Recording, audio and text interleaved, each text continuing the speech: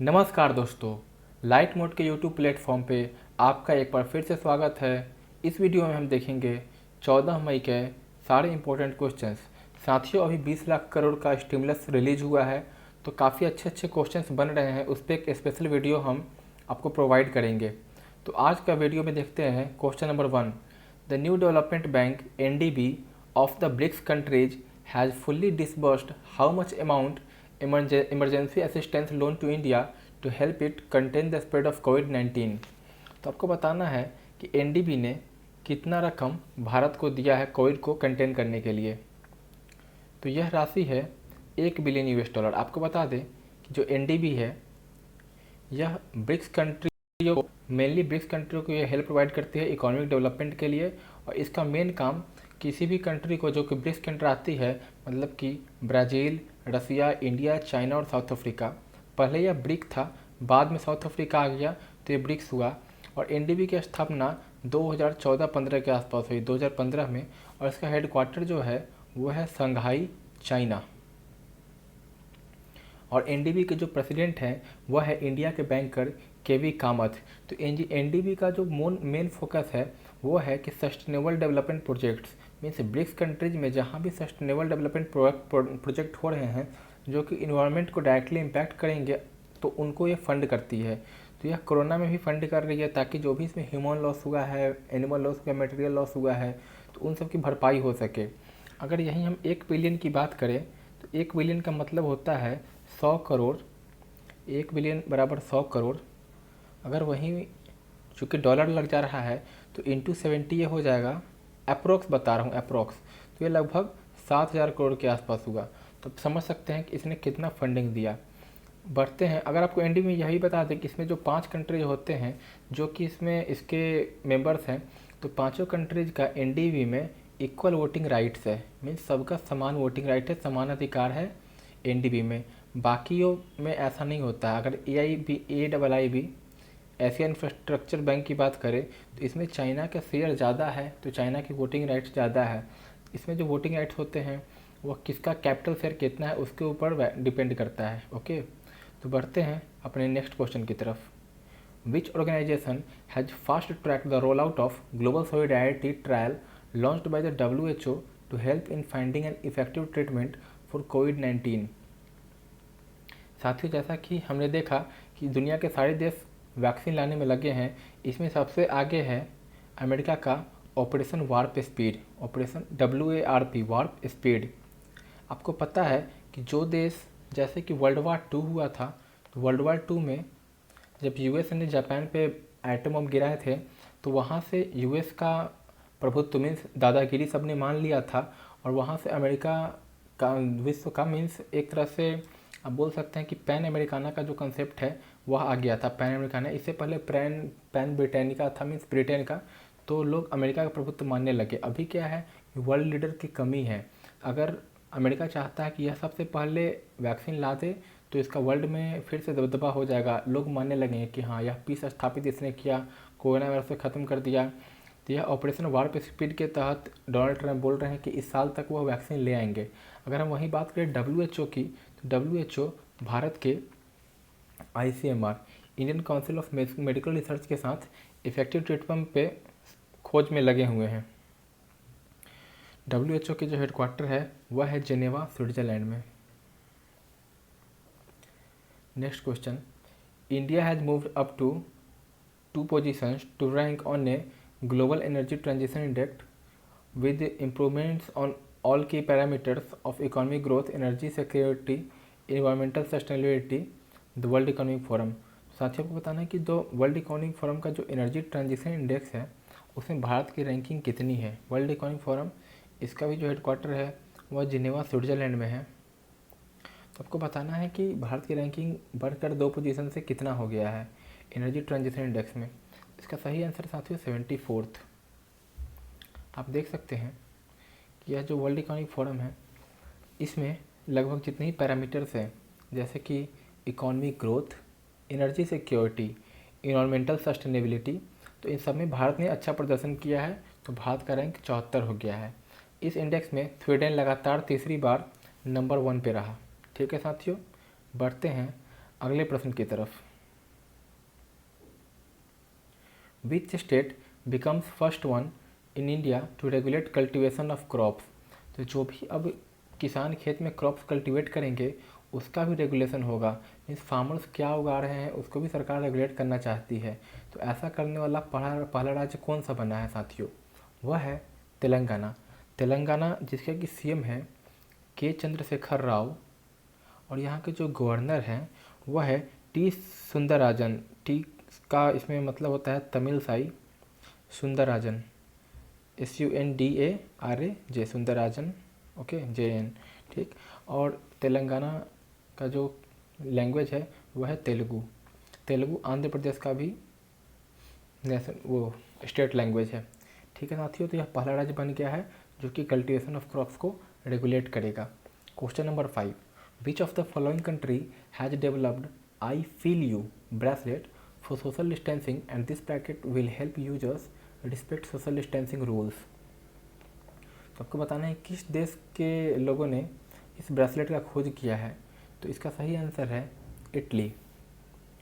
आप पिक्चर में देख सकते हैं कि इटली के जो Genova based Italian Institute of Technology है उन्होंने यह खोज किया है। एक्चुअली इस घड़ी में सेंसर, इस ब्रेसलेट में सेंसर लगा होता है, प्रॉक्सिमिटी सेंसर। वो क्या करता है आपके नज़दीक में जो भी आएगा तो उससे वाइब्रेशन और अलर्ट के थ्रू मालूम चल जाएगा। मीन्स एक प्रॉक्सिमिटी जैसे 1.5 मीटर सोशल डिस्टेंसिंग का नॉर्म्स है तो उसके रेंज के अंदर आपके कोई भी इंसान आता है तो आप पे अलर्ट, आपके ब्रेसलेट पे और उसके ब्रेसलेट पे अगर दोनों ने ब्रेसलेट पहन रखा है वाइब्रेशन और अलर्ट दोनों जारी हो जाएगा कि आप एक डिस्टेंसिंग मेंटेन नहीं कर रहे हैं। तो इससे सोशल डिस्टेंसिंग मेंटेन करने में आसानी मिलती है। बेसिकली यह भी प्रोटोटाइप है और प्रोटोटाइप को दुनिया भर में फैलाने के लिए एक मैन्युफैक्चरिंग कैपेसिटी चाहिए, एक स्किल चाहिए और ढेर सारा इन्वेस्टमेंट चाहिए। अगर यह इन्हें मिल जाती है तो यह पूरी दुनिया में आसानी से WHO अगर मदद करे तो पहुंचाया जा सकता है। बढ़ते हैं अपने छठे प्रश्न की तरफ। यह काफ़ी अच्छा प्रश्न है साथियों। नेम द प्लेसेस, आपको वह जगह बताना है जहाँ पे RBI अपना पैसा छापती है। मीन्स कौन सा जगह पे RBI अपना करेंसी छापती है? मैसूर, साल्बोनी, देवास या फिर नासिक। साथियों इसका सही आंसर है यह चारों जगह पैसे छपते हैं। ज़्यादातर होता क्या है कि एग्ज़ाम में यह याद नहीं रहता है। इसका शॉर्टकट मैं आपको बताऊं, आप अगर सबका फर्स्ट लेटर ले लेते हैं तो आप देखिए क्या बनता है MSDN। मीन्स आप समझ सकते हैं महेंद्र सिंह धोनी, आपको पता होगा महेंद्र सिंह धोनी, तो आप याद रख सकते हैं कि MSDN महेंद्र सिंह धोनी है। तो M से मैसूर, साल्बोनी, देवास और नासिक। इस तरह से आप आसानी से याद रख सकते हैं, आप कभी भूलेंगे नहीं। और यह सब करेंसी प्रेस के लिए है। कॉइन के लिए, कॉइन मिंटिंग के लिए अलग होता है। करेंसी प्रेस के लिए यह चारों है, कॉइन मिंटिंग का हम अगले प्रश्न में देखते हैं। दोस्तों इस प्रश्न में आपको बताना है कि कॉइन मिंटिंग भारत के किन जगहों पे होता है? ग्रेटर नोएडा, हैदराबाद, मुंबई या कलकत्ता। तो इसमें भी साथियों सही जवाब है चारों जगह पे कॉइन मिंटिंग होती है। अगर इसका भी शॉर्टकट देखना चाहें तो सबके फर्स्ट लेटर ले लेते हैं GHMC। तो यह कुछ ऐसा लग रहा है कि कहीं का यह म्यूनिसिपल कॉरपोरेशन है। तो आप ऐसा सोच सकते हैं कि ग्रेटर हैदराबाद म्यूनिसिपल कॉरपोरेशन। आप ऐसे याद रखें कि greater Hyderabad municipal corporation means municipal corporation, ये मुंबई हो जाएगा और कॉरपोरेशन का सिर्फ कलकत्ता हो जाएगा। तो आपने देखा यह ट्रिक था कॉइन के लिए, कॉइन कहाँ कहाँ मिंटिंग होता है इंडिया में। और MSDN था महेंद्र सिंह धोनी वाला, मैसूर, साल्बोनी, देवास और नासिक ये था आपका करेंसी के लिए। तो आप दोनों ट्रिक को याद रखें, स्क्रीनशॉट ले लें, एग्जाम में क्वेश्चन से इससे आते हैं और आप आसानी से मारकर 1 नंबर लूट लोगे। Question number 8, which app launched for studies related to कोविड-19 सिचुएशन इन इंडिया। तो इसके लिए जो ऐप रिलीज हुआ है उसका नाम है आयुष संजीवनी। यह जो ऐप है इससे जितनी भी स्टडीज़ की जाएगी कोविड के ऊपर वो इसी ऐप से की जाएगी। अगर आपको बताएं जो एक मैंडेटरी ऐप है जो कि सभी को डाउनलोड करने के लिए कहा गया है उसका नाम है आरोग्य सेतु। एक्चुअली इस ऐप पे बहुत सारे फ्रांस के हैकर्स ने इसको हैक भी कर दिया है और गवर्नमेंट खुद परेशान है कि इसको क्या किया जाए। तो ऐसा है कि एक बार डेटा लेने के बाद इस ऐप में काफ़ी सुधार किए जाएंगे, मोदी जी ने इसके आदेश दे दिए हैं। तो आरोग्य सेतु है कोविड ट्रेसिंग के लिए और स्टडीज़ के लिए आयुष संजीवनी। यह दोनों ऐप आप याद रखना। अगर हम एक और ऐप की बात करें तो आपको बताना है कि उत्तराखंड के मुख्यमंत्री जो कि त्रिवेंद्र सिंह रावत है, उन्होंने एक पोर्टल जो शुरू किया है जो कि अनएम्प्लॉयड यूथ है जो कि बाहर से आ रहे हैं उनके लिए। उस पोर्टल का नाम क्या है आपको बताना है। इन चारों में वो कौन है? वो है होप। इसका फुल फॉर्म जो होप का है वह है helping out people everywhere. Helping out people everywhere, ठीक है, तो आप याद रखना। तो ये उत्तराखंड की सरकार ने किया है। बढ़ते हैं अगले प्रश्न की तरफ। Who becomes new director general of archaeological survey of India? Archaeological survey of India ASI मतलब कि भारत का जो पुरातत्व विभाग है, जो कि पुरानी चीज़ें कहाँ, जैसे आपको सुनते होंगे कि इंडस वैली का कहीं पे खुदाई हुआ तो वहाँ कुछ मिला, वहाँ कुछ मिला, तो यह सारे काम पुरातत्व विभाग आर्कियोलॉजिकल वाले करते हैं। उनका जो नए डायरेक्टर जनरल बने हैं वह हैं वी विद्यावाथी। आप इस तरह याद रखना कि ये विद्यार्थी टाइप है, मीन्स स्टूडेंट, आपको याद रहेगा वी विद्यावाथी। ओके, बढ़ते हैं अगले क्वेश्चन की तरफ। यह स्लाइड मैंने इसलिए रखा है कि ताकि आपको कन्फ्यूजन बिल्कुल ना हो। ट्रिलियन, बिलियन, मिलियन ये सब क्या है, आपको मैंने कल ही बताया था कि 1 ट्रिलियन बराबर 1000 बिलियन होता है और 1 बिलियन में 100 करोड़ होते हैं। उस हिसाब से 1 ट्रिलियन आप मोटा मोटी समझिए कि 1 लाख करोड़ होता है, ठीक। और भारत 1 ट्रिलियन में अगर जीरो की संख्या देखें 10⁻12 मतलब कि 12 जीरोस होते हैं, आप काउंट कर सकते हैं 3 2 5 7 9 12। ओके, भारत का जो GDP है वह है $2.8 ट्रिलियन और भारत का जो अगर रुपए में देखें तो यह है 203 ट्रिलियन US डॉलर। तो जो पैकेज अनाउंस्ड हुआ है वह हुआ है 20 ट्रिलियन US डॉलर। तो आप देख सकते हैं कि इसका 20 ट्रिलियन US डॉलर लगभग 10% के हिसाब से आता है। 10% GDP का भारत ने स्टिमुलस में रिलीज किया है। वहीं अगर विश्व का रैंकिंग देखें किस देश ने स्टिमुलस में कितना ज़्यादा रिलीज किया है, तो टॉप पे है जापान जिसने कि लगभग 21% रिलीज किया है। उसके बाद आता है आपका जर्मनी, इन्होंने लगभग 13% के आसपास रिलीज किया है। फिर अमेरिका जिसने भी 10% से थोड़े ऊपर रिलीज किए हैं, और फिर इंडिया। तो आप देख सकते हैं कि टॉप पे जो है वह है जापान, ठीक। इस 20 लाख करोड़ में जो भारत ने घोषणा किया है, इसमें 6 लाख करोड़ लगभग प्रधानमंत्री गरीब कल्याण योजना और RBI reserve bank of India ने जितने ही मेजर्स लिए थे, चाहे वह मोरेटोरियम हो या फिर कोई अन्य, उन सबको भी इसमें इंक्लूड किया गया है, मीन्स फ्रंट लोडिंग कर दी गई है, ठीक है। तो मोटा मोटी यह 14 लाख करोड़ रुपये सरकार ने घोषणा की है। इसके ऊपर जितने भी क्वेश्चंस बनेंगे मैं एक सेपरेट वीडियो में आपको क्विज के फॉर्मेट में दे दूंगा, ठीक है। Question number 11, which force canteens will now sell only indigenous products from 1 January 2020? आपको बताना है कि ये कौन सी कैंटीन करेगी, तो इसका आंसर है CAPF, central armed police force. अब यह अपने कैंटीन में जितने भी केवल स्वदेशी इंडिजिनस प्रोडक्ट मीन्स स्वदेशी उत्पादों को बेचेगी। ऐसा इसलिए आपने सुना होगा मोदी जी ने जब स्टिमुलस रिलीज किया, उन्होंने एक शब्द बोला कि आत्मनिर्भर भारत, मतलब कि सेल्फ रिलायंट इंडिया बनाने की उन्होंने बात रखी। उन्होंने बोला कि सेल्फ रिलायंट इंडिया बनाने के लिए बेसिकली हम लोग को 5 स्तंभों पे हमें अपने देश को मजबूती से खड़ा करना होगा। और वह था, अगर पहला पिलर की बात करें तो उसमें पहला इकॉनमी थी, दूसरा इंफ्रास्ट्रक्चर था, इंफ्रास्ट्रक्चर, तीसरा सिस्टम की बात उन्होंने की थी, चौथा था डेमोग्राफी, और जो पांचवा था दोस्तों वह था डिमांड। उनका कहना था कि मानिए अभी भारत का जो 1979 के आसपास भारत और चीन का दोनों का GDP लगभग इक्वल था। आज GDP का अगर अंतर देखें तो चाइना का यह 14 ट्रिलियन US डॉलर है। 14, अब फिर से याद रखना ये ट्रिलियन डॉलर है, इसके आगे डॉलर लगा है, रुपया नहीं, आप कंफ्यूज मत हो जाना, ठीक। और इंडिया का लगभग 2.8 है, ऐसे मोटा मोटी देखें तो 3 ट्रिलियन US डॉलर है, और अमेरिका का 20 के आसपास। तो आप डिफरेंस देख सकते हैं। तो उनका कहना था कि हमें इकोनॉमी मजबूती प्रदान करनी होगी खुद को। इंफ्रास्ट्रक्चर के रूप में देखें तो हमें टेक्नोलॉजिकल ड्रिवन बनाना होगा देश को, टेक्नोलॉजी ड्रिवन मीन्स इनोवेशन पे काफ़ी फोकस करना पड़ेगा। आपको पता होगा कि चाइना जिसको कि हम बोलते हैं PRC, और ताइवान जो चाइना से अलग हुआ 1949 में, उसको हम बोलते हैं ROC। तो जब चाइना से ताइवान अलग हो गया, ताइवान काफ़ी छोटी सी कंट्री है, बट यह बस अपने टेक्नोलॉजी के दम पे, मीन्स केवल अपने टेक्नोलॉजी कारण, अपने इंफ्रास्ट्रक्चर कारण यह काफ़ी अच्छी कंट्री है। और एक छोटा सा द्वीप होने के बावजूद भी इसका GDP भारत के बराबर है, मतलब टक्कर दे सकता है। उसकी पर GDP कैपिटल इनकम ही पर कैपिटल इनकम काफ़ी ज़्यादा है। तो आप भारत में ही मोदी जी ने बोला है कि हमें टेक्नोलॉजिकल ड्रिवन बनाना होगा देश को।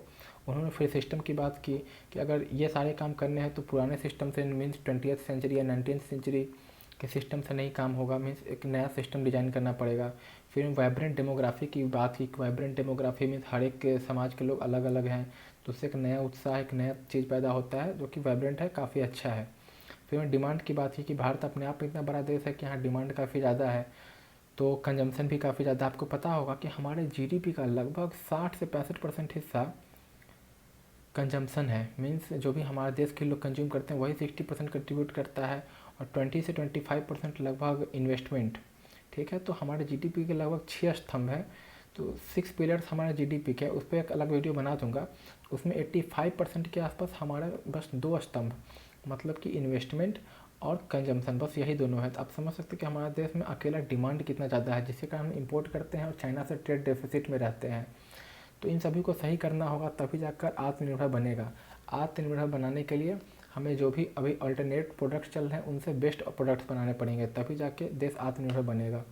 ठीक है, क्वेश्चन नंबर 12 की बात करें, इंटरनेशनल डे ऑफ फैमिलीज़ कब मनाया जाता है? तो यह मनाया जाता है 15 मई को।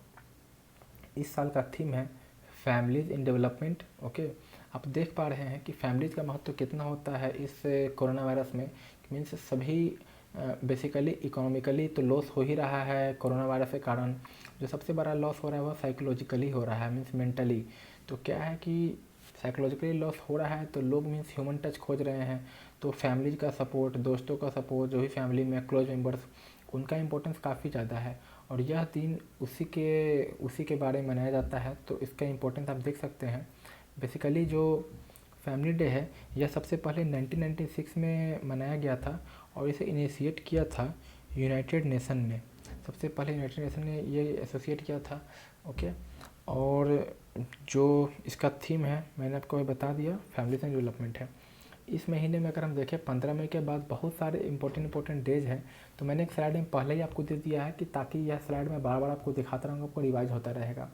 15 मई को फैमिली डे है, कल देखें 16 को तो डेंगू डे, 17 को टेली कम्युनिकेशन और हाइपर टेंशन, यह दोनों का दिवस है। फिर 18 को वर्ल्ड म्यूजियम डे, 21 को एंटी टेररिज्म डे, 23 को कछुआ दिवस टर्टल डे, 24 को कॉमनवेल्थ डे, 25 को इंटरनेशनल मिसिंग चिल्ड्रन डे, 31 को वर्ल्ड नो टोबैको डे। तो यह मैं स्लाइड आपको स्क्रीनशॉट ले ले, मैं बार बार आपको दिखाते रहूँगा, आपको याद हो जाएगा। तो साथियों यह थे हमारे आज के हिट क्वेश्चंस।